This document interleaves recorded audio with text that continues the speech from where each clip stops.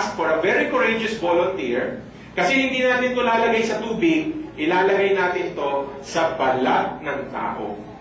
Okay? Ididikit na natin to doon sa balat niya. Titingnan natin kung talagang may kuryente yung kanyang katawan after taking mock class. So, sinong matapang-tapang dyan? Sasama ko kayo, ma'am. Sige, sama po kayo dito. Si Sir, sama din dito si Sir. Tayo muna po kayo doon, ma'am. Tayo muna kayo doon. Unahin mo muna si Sir. Okay, Sir, harap po tayo sa audience. Harap po kayo sa audience, Sir. Okay. Maglalagay ako ng piso sa kamay ni Sir. Sir, ano pangalan niyo? Ano po? Edren. Okay, si Mang Edren, lalagyan ko ng piso sa kamay kasi this will absorb some of the shock, no? Para hindi naman siya masaktan. Hawakan niyo po ito, lagyan niyo sa palad niyo. Hawakan niyo itong probe natin, parang ballpen, itusok niyo dun sa piso. Makita niyo, wala naman siyang kuryente, di ba? Hawakan niyo po ito. Hawakan niyo yan. Itusok niyo dun sa piso. Okay, lapit kayo ng konti dito, mga Edren. Okay. Hindi umiilaw yung bumilya kasi hindi sapat yung kuryente ni Mang Edren para pailawin yung bulb.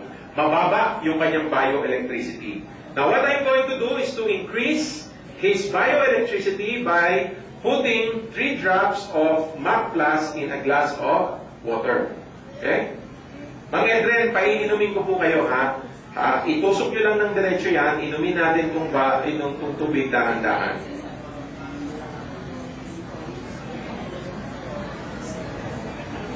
Okay? So, antayin natin siya ma-absorb. After drinking it, idiin nyo pong mabuti. Ayun. Ayan. Nag-i-spark lang. So, uminom na yung bulb. Mga tanggalin nyo po. Pag-iwalay ninyo, dahan-dahan. Pag-iwalay nyo. Angat nyo. Angat nyo pong gano'n.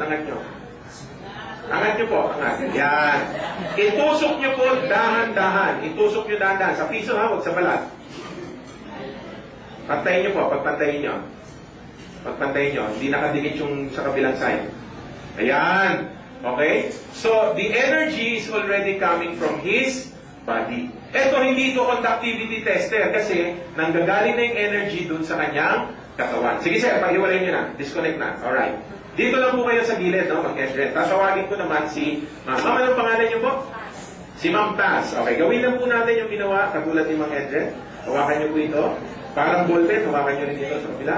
Itusok nyo dun sa piso, lapit po kayo rito ng konti, ma'am. Harap po kayo sa audience. Okay. Hindi umiilaw yung bulb because the energy, bioelectricity of Ma'am Paz is very low. Kaya ang gagawin ko si Mang Edren, ha, lapit kayo ng konti dito. Pwede nyo bang hawakan yung braso ni Ma'am Paz? Hawakan nyo lang yung braso niya. Grip nyo. Diin nyo po, ma'am, diin nyo siya. Ay natin mag-connect. Ayan. So as you can see, yung energy ni Mang Edren ang tumutulong para mag-ilaw yung bulb. Pakihiwalay niyo, sir. Bitawan niyo siya. Itusok niyo lang, ma'am. Ihawakan niyo ulit, Mang Edren. Alright. So the energy is now coming from this. Bitawan niyo po. Okay. So thank you very much, ma'am, sa inyong pag-participate. So that is how we would like you to see, no? Yan yung visual demonstration ng ating product. Diyan nagiging unique ang mga products ng G-Core because we are the only product in the world, not only in the Philippines, in the world, that has an electrical charge. Meron tayong bioelectrical charge. In fact, lahat ng products ng G-Core, through the innovation of Engineer Castillo, lahat ng ito ay may taglay na bioelectricity. So I would like to ask another volunteer at ang ititest naman natin yung ating coffee, no? We have the first and only coffee in the world, no? Ito lang yung coffee na alkaline. Wala po itong taglay na acidity because it has minerals. So, ang papansin nyo yung coffee natin, this is elegantly packaged in a clear canister. Ang isang canister ay nagtataglay ng 10 sachet ng coffee. The first alkaline coffee in the world. Ito po ay alkaline because it has minerals, and the sugar that we use in this coffee is good for diabetics. Alam niyo kung bakit? We use alkaline sugar. That is another product of G-Core. Yung ating sugar, pag kinain ng mga diabetic, instead na tumaas ang blood sugar count nila, baligtad ang mangyayari. Bababa ang kanilang blood sugar level.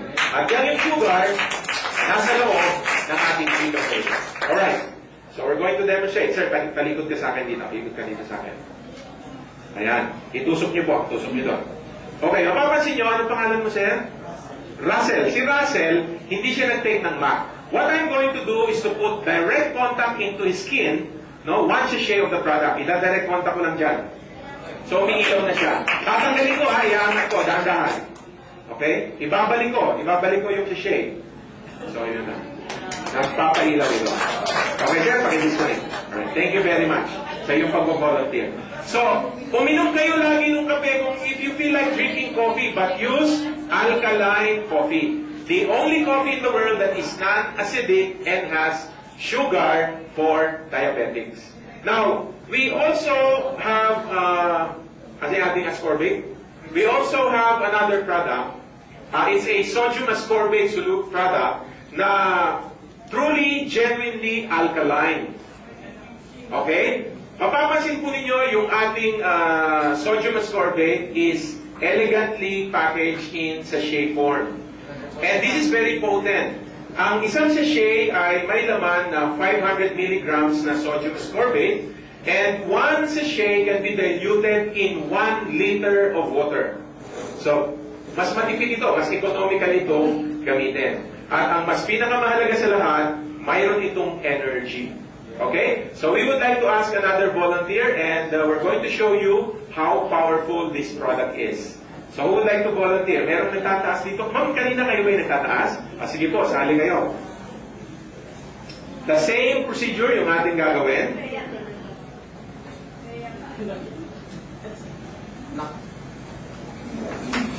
Okay? Ma'am, anong pangalan nyo? Herminia. Herminia. Alright, Ma'am Herminia, ilagay niyo itong piso, hawakan niyo ito, parang ballpen. Itusok niyo po, baliktarin natin, lagay niyo dito sa kabila, para mas madali akong maglagay ng ascorbate. Alright, so as you can see, si Ma'am Herminia, mababa din ang kanyang bioelectricity, hindi umiilaw yung bulb. But what I'm going to do is to put direct contact ng sachet ng sodium ascorbate, umiilaw na siya. Iyangat ko. Okay, dahan-dahan, ipapalik ko siya. Again, umiilaw na naman. So tanggalin ko siya ulit, it will be gone. So, ganyan po ka husay yung mga products dito sa G-Core. Thank you very much, Ma'am Herminia. Thank you for volunteer. Okay? In fact, even itong MAC Plus, kahit hindi po ninyo ito inumin, lagyan nyo lang direct contact sa skin, it will also energize your body enough to light the bulb. Okay? Pero huwag nyo isipin na ilalagay, hawak-hawakan nyo na lang, ha? Baka yung mga products natin, dikit-dikit nyo na lang, hindi nyo na inumin. Wala tayong negosyo niyan. Kailangan nyo pa rin intake yan para ma-neutralize yung ating mga body acidity. So, yan po yung pangunahing dahilan kung bakit namin kayo in-invite ngayong gabi.